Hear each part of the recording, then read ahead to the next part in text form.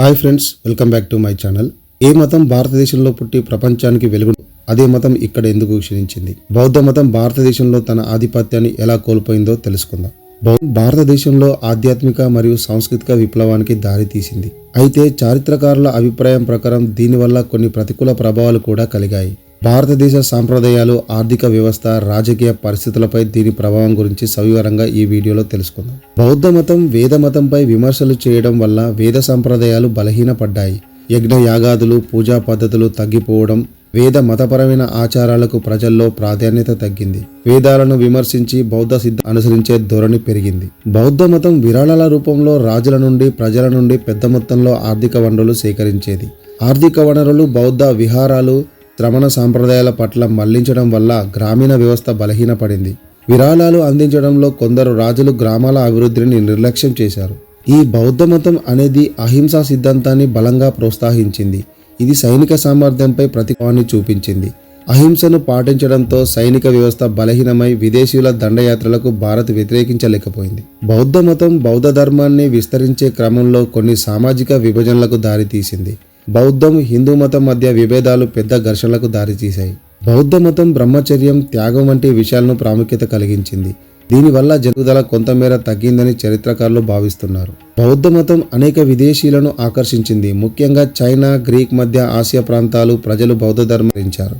భారతదేశంలో స్థానిక సంస్కృతిలో విదేశీ ప్రభావం ప్రవేశించింది. కొన్ని సందర్భాల్లో అది భారతీయ సాంప్రదాయాలను క్రమక్రమంగా ప్రభావితం చేయసాగింది. బౌద్ధ మతం ఆధ్యాత్మిక అభివృద్ధికి ప్రాధాన్యతనిచ్చింది, కానీ ప్రయోగాత్మక విజ్ఞానం మరియు సాంకేతిక అభివృద్ధిని నిర్లక్ష్యం చేసింది. వేద సాంప్రదాయాలను బలహీనపరచడం, సైనిక వ్యవస్థను దెబ్బతీయడం వంటి అంశాలు భారత చరిత్రలో విపరీతమైన మార్పులకు దారితీశాయి. బౌద్ధ మతం భారతదేశంలో బలంగా వ్యాప్తి చెందినప్పటికీ క్రమంగా ఇది పతనమైంది. దానికి ప్రధాన కారణాలు ఈ వీడియోలో తెలుసుకుందాం. ముఖ్యంగా అశోకుడు బౌద్ధ మతాన్ని స్వీకరించి దానిని ప్రపంచవ్యాప్తంగా ప్రచారం చేయడంలో కీలక పాత్ర పోషించినా కొన్ని ప్రధాన తప్పిదాలు దీని పతనానికి పరోక్షంగా కారణాలుగా మారాయి. బౌద్ధ మతాన్ని చేయడం, ప్రజల దైనందిన జీవితాలకు దూరంగా చేయడం మరియు ఇతర మతాలను నిర్లక్ష్యం చేయడం వల్ల దీని ప్రాచుర్యం కొంతమేర తగ్గింది. అహింసా సిద్ధాంతాన్ని పూర్తిగా అమలు చేయడం ద్వారా సైనిక శక్తి తగ్గిపోతుంది. ఇది విదేశీయుల దండయాత్రలు దేశాన్ని బలహీనపరచడంలో కీలక పాత్ర పోషించింది. బౌద్ధ మతం కాలానుగుణంగా విభజనలను ఎదుర్కొంటుంది.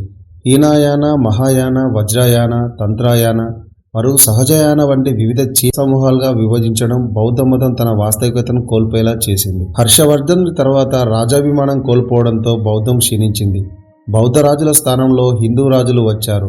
వీరు హిందూ మతం మరియు బ్రాహ్మణ సాంప్రదాయానికి పునరుజ్జీవనాన్ని అందించారు. వైదిక మతం మొదట పుష్యమిత్ర శుంగ నుండి మరియు తర్వాత సామ్రాజ్యగుప్తుల నుండి రాజ ప్రోత్సాహాన్ని పొందింది. అరబ్బులు మరియు తురుష్కుల దండయాత్ర బౌద్ధ సన్యాసులు భారతదేశం నుంచి పారిపోయి నేపాల్, టిబెట్ మరియు సిలోన్లలో ఆశ్రయం పొందవలసి వచ్చింది. పర్యవసానంగా భారతదేశంలో బౌద్ధ మతం అంతరించిపోయింది. బౌద్ధ మతం మధ్యయుగంలో ముస్లింల ఆక్రమణలతో తీవ్ర క్షీణతను ఎదుర్కొంది. గజ మహమ్మద్ గోరీ మరియు ఖిల్జీ వంశస్థులు వంటి ముస్లిం ఆక్రమణదారులు భారతదేశంలోని ప్రముఖ బౌద్ధ విశ్వవిద్యాలయాలు, దేవాలయాలు మరియు విహారాలను ధ్వంసం చేశారు. ముఖ్యంగా నలంద విశ్వవిద్యాలయం మరియు తక్షశిల వంటి ప్రసిద్ధ విద్యా కేంద్రాలు ముస్లింల దాడుల కారణంగా నాశనమయ్యాయి. నలంద గ్రంథాలయంలో ఉన్న వేలాది గ్రంథాలు ధ్వంసం కావడంతో బౌద్ధ చరిత్ర విజ్ఞానం భారీగా నష్టపోయింది. ముస్లింల ఆక్రమణ సమయంలో బౌద్ధ సన్యాసులు మరియు భిక్షువులు తమ జీవితాలను రక్షించుకోవడం కోసం శరణార్థులుగా ఇతర దేశాలకు, ముఖ్యంగా శ్రీలంక, నేపాల్ మరియు టిబెట్కు పారిపోయారు. ఇదే సమయంలో ముస్లిం బౌద్ధులను హిందువులుగా పరిగణించి వారి మత ప్రధాన కేంద్రాలను తారుమారు చేయడం జరిగింది. హిందూ మతం తిరిగి పునరుద్ధరించబడడం, ప్రజల్లో భక్తి ఉద్యమాలు విస్తరించడం మరియు బౌద్ధ సన్యాసులు సామాన్య ప్రజల జీవన విధానాలకు దూరంగా ఉండడం వంటి కారణాలు కూడా బౌద్ధ మతం క్షీణించడానికి దోహదపడ్డాయి. అయితే బౌద్ధ మతం భారతదేశంలో క్షీణించినప్పటికీ అది తూర్పు ఆసియాలో వ్యాప్తి చెందింది. చైనా, జపాన్, కొరియా మరియు థాయిలాండ్ వంటి దేశాల్లో బౌద్ధ మతం ప్రధాన మతంగా స్థిరపడింది.